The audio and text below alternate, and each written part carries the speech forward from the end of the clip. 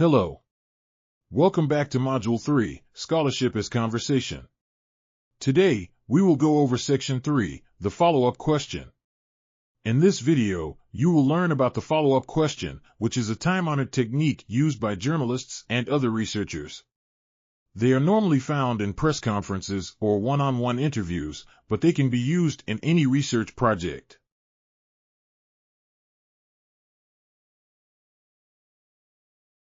Follow-up questions should be phrased as clear, concise, and open-ended inquiries that are designed to elicit complete and consequential responses.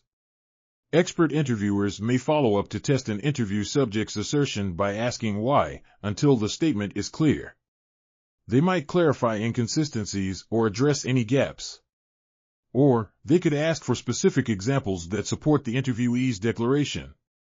Ideally, clear and forthright questions lead to clear and forthright answers. The most important skill in asking a good follow-up is to actively listen to the response the interview subject gave to the initial question, then build upon that answer in the natural flow of conversation. Follow-up questions should not be a scripted checklist of questions that are rigidly asked one after the other. They are best applied as a flexible outline of questions that are well-crafted, strategically used, and intent on gaining deeper insights and exploring meaningful connections.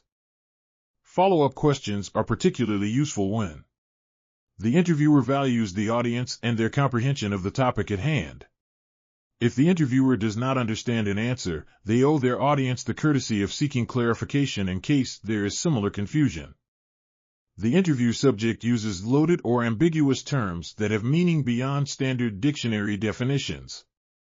These terms can be used to obscure details or divert attention. The interview subject hesitates or stumbles over a response. The interviewee may be gathering their thoughts, and a follow-up offers them a chance to give a more complete answer. The interviewer asks a difficult question. Restating the question from a different perspective can prompt the interviewee to give more information and expand on their position. There are 5 types of follow-up questions, which can be used when interviewing someone for your research project. The first are questions that seek elaboration. The curious interviewer probes for additional points on the subject's initial idea. Asking the subject to tell me more with genuine interest is always a simple and versatile method to elicit more detail. Asking "what do you mean by" ensures abstract concepts and ideas or keywords, especially loaded terms or technical jargon, are clarified. Repeating a subject's answer by replying "so what you are saying is," and asking "do I have that right," validates their response as well as prompts them to elaborate further. Respectfully asking an interview subject "how do you know" can reveal their fundamental knowledge and the methods and processes experts use to arrive at a conclusion. Questions such as "what are the consequences of" prompt the interviewee to consider the practical implications of their ideas.